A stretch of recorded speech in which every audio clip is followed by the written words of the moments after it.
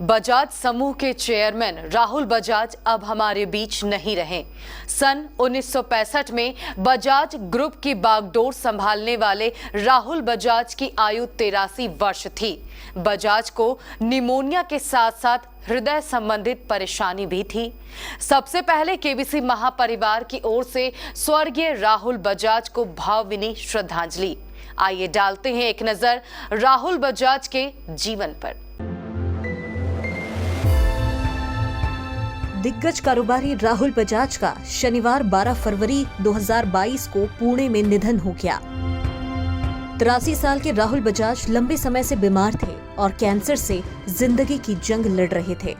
वह लंबे समय तक बजाज ऑटो के चेयरमैन भी रह चुके थे।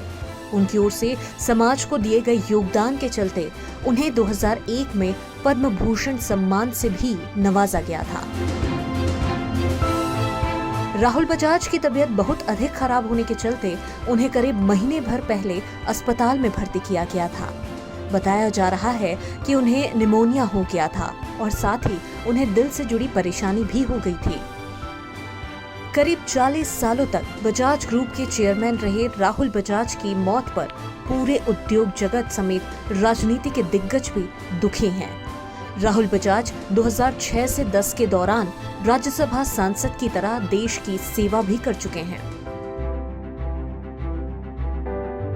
राहुल बजाज का जन्म 10 जून 1938 को कोलकाता के मारवाड़ी बिजनेसमैन कमल नयन बजाज और सावित्री बजाज के घर हुआ था। बजाज और नेहरू परिवार में 3 जनरेशन से फैमिली फ्रेंडशिप चली आ रही थी।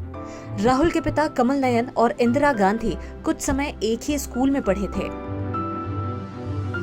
राहुल बजाज ने 1965 में बजाज ग्रुप की जिम्मेदारी संभाली थी। उनकी अगुवाई में बजाज ऑटो का टर्नओवर 7.2 करोड़ से 12,000 करोड़ तक पहुंच गया और ये स्कूटर बेचने वाली देश की अग्रणी कंपनी बन गई। वे 50 साल तक बजाज ग्रुप के चेयरमैन रहे। साल 2005 में राहुल ने बेटे राजीव को कंपनी की कमान सौंपनी शुरू की थी। तब उन्होंने राजीव को बजाज ऑटो का मैनेजिंग डायरेक्टर बनाया था, जिसके बाद ऑटोमोबाइल इंडस्ट्री में कंपनी के प्रोडक्ट की मांग न सिर्फ घरेलू बाजार में बल्कि अंतर्राष्ट्रीय बाजार में भी बढ़ गई। टू व्हीलर कंपनी बजाज की जड़ें स्वतंत्रता संग्राम से जुड़ी हुई है। जमुनालाल बजाज 1889 से 1942 तक अपने युग के यशस्वी उद्योगपति थे, जिन्होंने स्वतंत्रता संग्राम में भी हिस्सा लिया था। आजादी की लड़ाई के दौरान वे महात्मा गांधी के भामाशाह थे।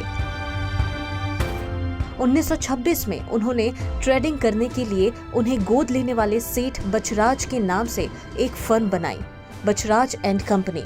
1942 में 53 वर्ष की उम्र में उनके निधन के बाद उनके दामाद रामेश्वर नेवटिया और 2 पुत्रों कमल नयन और रामकृष्ण बजाज ने बचराज ट्रेडिंग कॉरपोरेशन की स्थापना की।